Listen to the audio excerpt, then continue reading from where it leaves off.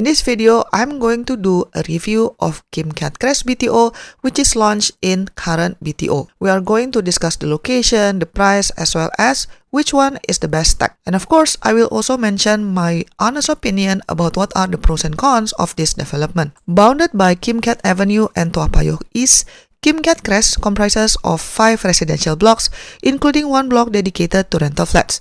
The remaining 4 blocks, ranging from level 26 to level 30, will offer more than 1,000 units of 2-room flexi, 3-room, and also 4-room flats, as well as 42 rental units. In terms of classification, this project is a plus with 6% subsidy recovery rate.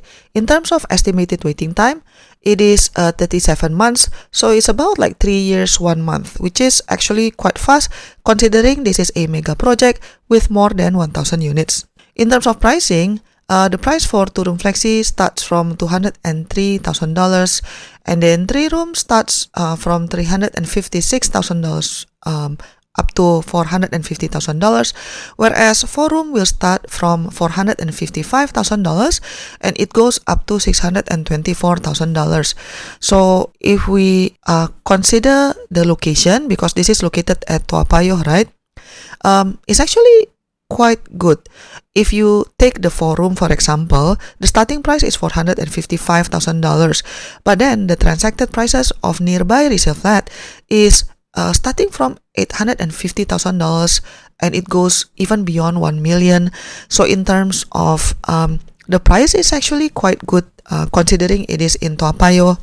Now, having said that, I do want to warn you that this particular location is nowhere near an MRT station. In fact, according to Google Map, it is about 1.6 kilometers away from the Toa Payoh MRT station. But having said that, of course, you can always take feeder bus because not everybody is so adamant about staying near MRT station, right? Like some people are okay to take feeder bus.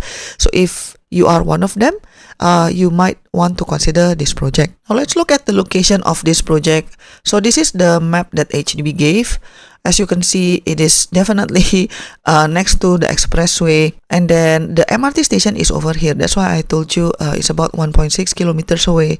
So definitely not within walking distance. If we look at the Google map, this is the corresponding land plot over here. So this part will be the upcoming Toa Payoh Regional Sports Center, Polyclinic, Library, and also Town Park. So there will be some amenities at this part. And then for day-to-day living, there's a giant supermarket over here.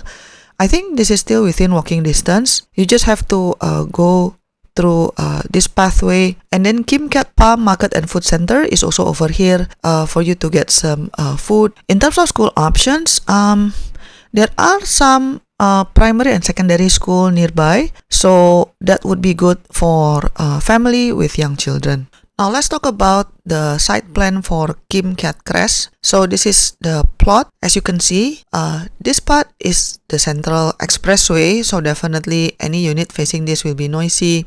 And then this part is basically a big car park, and then the other side is existing public housing. So if we zoom in, this is the part where you might want to consider very carefully because stack 658 and 656 for 2-room flexi type 2 is a mixed stack, meaning up to level 22 it is rental units, and then level 23 onwards it will be normal BTO. But then having said that, the whole 272B block is sharing these 5 lifts. So for example, this yellow one is a 4-room flat, and then meaning that in order to go to stack 650 or 652 or 654, you will need to pass by this. I want to highlight that personally, I don't have any problem with it, but I do understand that some people are more worried about the day-to-day living situation and also the potential impact that it will have when you want to sell your unit. So that is something for you to consider. I'm assuming in general, if you pick a unit from block 272B, there will be some potential hesitation from future resale buyers as well. Now, if you look at this, again, the Central Expressway is this part, right? HDB already tried to minimize the impact of the expressway by basically dedicating this block 272A all for rental units. So if you see this part, all of these are rental block basically. And then they also try to put some other facilities like here. So they do try to distance the residents from the expressway, but having said that, of course, it might still be noticeable because you are close to the expressway. Maybe you can still hear it. I would say based on the map, your best bet would be either picking block 271A or 271B. Why? Because it is going to have a little bit of unblocked view, because this side is going to be a car park. There might be some development in the future, because it is said that it is being marked for road extension in the future. But I don't think it will be another expressway. So it might be just a road. I'm not so sure. But this is the two blocks that, objectively, it is the furthest away from the rental block as well as the block that has the mixed stack units. So maybe you would want to consider this. And then as you can see, here you have the 4-room flat, 3-room, and also the 2-room flexi over here. So you can just pick. Now you might be wondering, what about block 273A?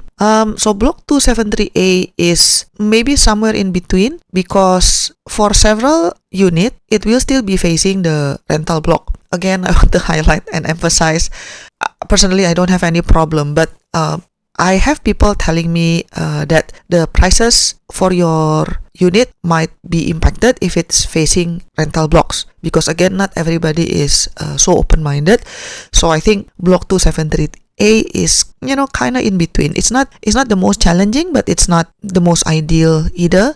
So I would stick to my thinking that your best bet in this Keat Crest would be either block 271A or 271B. Now let's talk about the pros and cons of this Keat Crest project. What I like about this project is that it will be completed in about 37 months, which is relatively fast for a mega project located in a mature town, compared to, let's say, Redhill Peaks that will take 55 months.